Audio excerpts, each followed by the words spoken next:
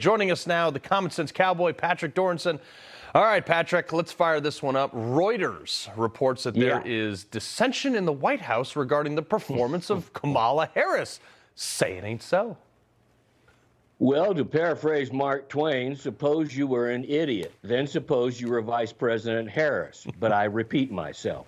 Look, she was a talentless person when she came from California. Remember, she comes from a closed political system where as long as you win a Democratic primary, you're going to win the general election. She's never been challenged, she's never been questioned, and she's never had to really do anything other than just kind of stand there and smile and cackle at the same time. Look, President Mr. Potato Head is the one who picked her.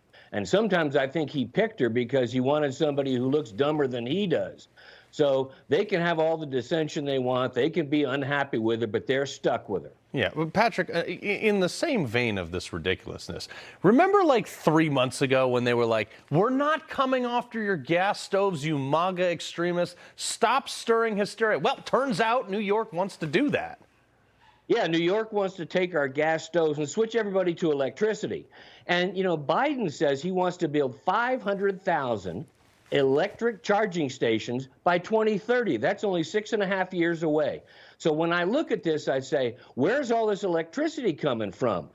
California has tried windmills and solar panels, and they have blackouts. Yeah. And the grid in this country is old and decrepit, and it's just as bad as our roads and highways. Now, who's going to build these electric charging stations? The government? They can't even fix a pothole. It's about time these experts in climate science started looking at physics and how electricity really works before they decide we're all going to have electric stoves and electric cars. Well, that's the thing, too, is they're always saying, oh, get this solar. It'll be fantastic. It's not sustainable without massive subsidies. So that's, to me, is beyond it. But where do they get these things from? I mean, Congress now, they're holding these hearings on banning TikTok. They're calling it a national security risk, which I happen to agree with. But Secretary Blinken testifies about his budget and how it will advance diversity, equity, and inclusion in the State Department. Meanwhile, we got Putin and Xi shaking hands. We got nukes being moved into Belarus. Are we even serious anymore? No. We are an unserious nation governed by unserious people in a very serious and dangerous world. That's the problem. Look, is TikTok a national security issue? Yeah, it might be. But guess what? It's been around since 2016. They probably got all the information they need already. So if we ban it, all you're going to do is, make a bunch of teenagers angry because they can't look at each other doing stupid things.